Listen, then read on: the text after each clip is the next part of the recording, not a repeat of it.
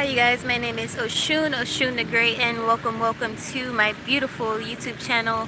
Um, Today we are going to discuss hostels, rape culture, and victim blaming. Yes, actually just recently went through a situation, shoot, sorry, a situation that I had to report.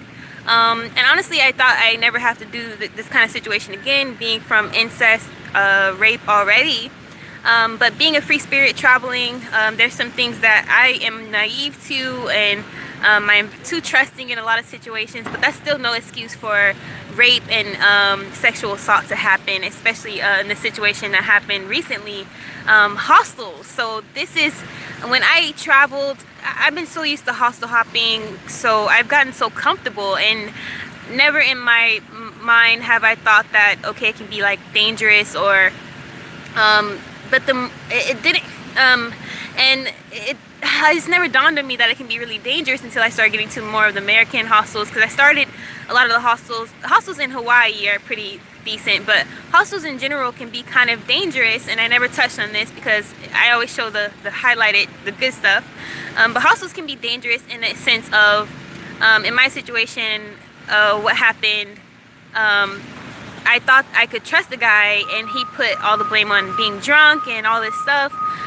So I didn't consent to what just happened. But there's still no excuse. And after trying to tell the host and things of that nature, he is protected, like all the perpetrators are.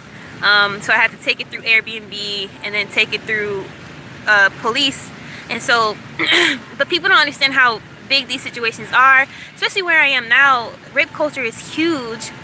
I don't want to disclose where I am, but in America, rape culture is pretty huge in a lot of areas, and it just sucks. Like, it shouldn't be this normalized, basically, and people shouldn't be protecting the rapist, and victim blaming meaning, oh well, she shouldn't have done this or that. And the crazy part is, this person knew who I was. He knew I was an advocate for rape, knew I wrote a book about incest, and he kind of used that to his advantage. So it was kind of like an excuse to do what the fuck he wanted, basically. So so being an advocate and being pro-black and being feminist, people do target you more, I feel like, because you're standing for something. You know, they want to shut you down. They want to make you feel like, you know, what you stand for has no meaning. Like, basically, what are you fighting for? I will fight to the day I fucking die, motherfucker. So these people thought I would just stop posting videos or stop doing what I do. A lot of jealousy, a lot of all this shit is happening in my life right now. But I will continue to stand for the people who have no voice. And yes, this happens repeatedly to some women, and it's not their fault, because when are men going to be responsible for their own actions? And it's just because it happened one time doesn't mean that it's not to scare you. You can live your life, obviously, but we're just saying that in my particular situation, you know, who would have fathomed that some guy knew my situation and would take advantage of that, basically. But it doesn't mean that you shouldn't stop living and speaking your truth and living to your truest potential. But do be careful in these situations like hostels. Make sure it's always on the book, because some people do allow you to pay cash.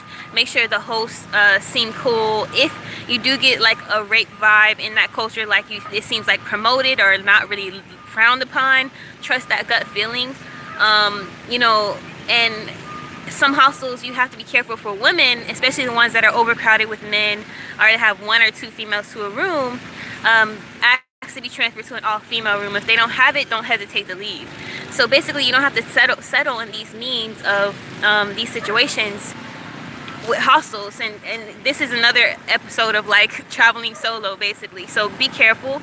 And hostels are known for like partiers and having too many people in and out, too many people from different cultures, and you just never know where people's head is. And it is kind of scary too, not being able to. Men are already complicated enough to me, and to put foreign men and men that are from all over the place, not to say that's like just to judge them, but you do have to be careful because of the cultural differences. It is harder to read them because of that kind of differences. But regardless, if you get a bad vibe, you get a bad vibe, and trust it. But yeah, that being said, so be careful in hostels. It's not saying that you can't stay in one, but just be mindful.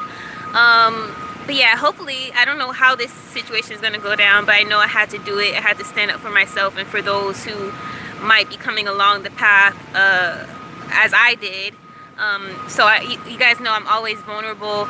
But yeah, this person just took complete advantage of me, and they wanted to mock me, use my book, How I Escaped Incest. They totally just used everything I stand for against me to shut me down, and it didn't work. So yeah, but anyways, I'll probably touch more on this obviously later. I'm still processing everything. I can't fathom how someone could use everything I stand for against me. But yeah, anyways, be dope, you unapologetically. Peace.